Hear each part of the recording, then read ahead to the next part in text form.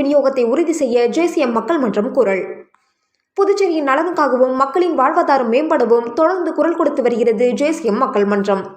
புதுச்சேரியின் உருளையன்பேட்டை சட்டமன்ற தொகுதிக்குட்பட்ட நேரு நகர், கோவிந்த சாலை மற்றும் நெல்லித்தோப்பு தொகுதிக்குட்பட்ட சக்தி நகர், பிள்ளைத்தோட்டம், பெரியார் நகர், காமராஜர் நகர் தொகுதி சாரம், ஜீவா நகர், கவிக்குயில் நகர் போன்ற பகுதிகளில் கடந்த சில நாட்களாக கழிவுநீர் கலந்த நீர் விநியோகிக்கப்பட்டுள்ளதாக தெரிகிறது. இந்த நீரை குடித்த பொதுமக்களில் பலர் வயிற்றுப்போக்கால் பாதிக்கப்பட்டு அரசு மருத்துவமனைகளில் சிகிச்சை பெற்று வருகின்றனர்.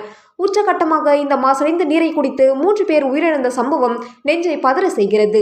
உயிருக்கே உழைவைக்கும் ஆபத்தான நோய்களுக்கு கூட மருந்து மாத்திரைகள் கண்டுபிடிக்கப்பட்டு நோயாளிகள் உயிர் காக்கப்படும் காலகட்டத்தில் சுத்தமான நீர் இல்லாத காரணத்தால் 3 பேர் வயிற்றுப்போக்கு நோய்க்கு ஆளாகி உயிரிழப்பதை எப்படி ஏற்றுக்கொள்ள முடியும்?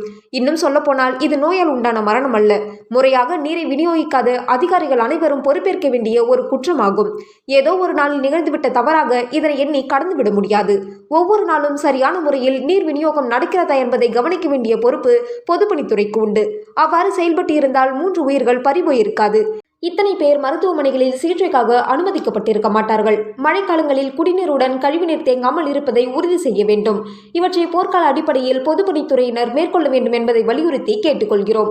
அத்தியாவசியமான மற்றும் மக்களின் உரிமையான சரியான குடிநீரை மக்களுக்கு கொடுக்க வேண்டும் என்பதை இப்போதே கோரிக்கை மனுவாக கொடுக்கிறோம். நிலைமை சீரடையாத பட்சத்தில் மக்களை ஒருங்கிணைத்து மாநிலம் முழுவதும் பெரும் போராட்டம் நடத்துவோம் என்பதை கூறிக்கொள்கிறோம். இவ்வாறு வில்லியம் ஸ்ரீகன் கூறியுள்ளார். எங்கள் டிரைவரை மிரட்டுறது, ஒரு டிரைவர் தம்பிங்க தான் இருக்காப்புல, அவரை மிரட்டுறது. அப்புறம் எங்களோட ஸ்டாஃப்லேயும் நிறைய பேர் வந்து அங்கே பாகூரில் தங்குறாங்க. ஸோ அவங்கள மிரட்டுற விஷயம் எல்லாமே ஆரம்பத்துலேருந்து வந்தது. ஸோ அது அந்த குறிப்பிட்ட நேரத்தில் தான் நாங்கள் வந்து பேசுவோம். பொலிட்டிக்கலாக செய்ய வேணாம்னு சொல்லிட்டு எல்லா பக்கத்துலேருந்து மிரட்டலாம். இந்த குடிநீர் சொல்றீங்க சார், எந்தெந்த பர்டிகுலர் எந்தெந்த தொகுதி சொல்லுங்க சார்? இப்போ நீங்கள் பாண்டிச்சேரி எடுத்துட்டிங்கன்னா எல்லா இடத்துலையும் வந்து டிடிஎஸ் ரொம்பவே அதிகமாக தான் இருக்குது. இப்போ அடுத்த ஒரு மீட்டிங்கில் வந்து நம்ம ஜேசிஎம் சார் வந்து அதை பற்றி ஒரு ப்ரெஸ் மீட் கொடுக்கறதா இது பண்ணியிருக்கோம். அதுக்கு முடிவு பண்ணியிருக்கோம். இந்த ஜல்ஜீவன் திட்டத்தில் வந்து பல கோடி ரூபாய் செலவு பண்ணி தான் அந்த குடிநீர் குழாயெல்லாம் மாற்றிருக்காங்க. ஆமாம், அது பட் ஆனால் தண்ணி தான் சரியில்லை. உங்களுக்கு தான் தெரியும் இந்த இதில் சரியில்லை. ஊழல் நடந்திருக்குன்றீங்க. இல்லை ஊழல் நடக்கும். ஊழல் நாங்கள் அதை பற்றி நாங்கள் மக்களுக்கு வந்து என்ன பிரச்சனையோ அதை பற்றி தான் நாங்கள் அப்பா அமைச்சராக இருக்காரு. உங்களுக்கு தெரியும், அப்பா வந்து குடிநீர் வந்து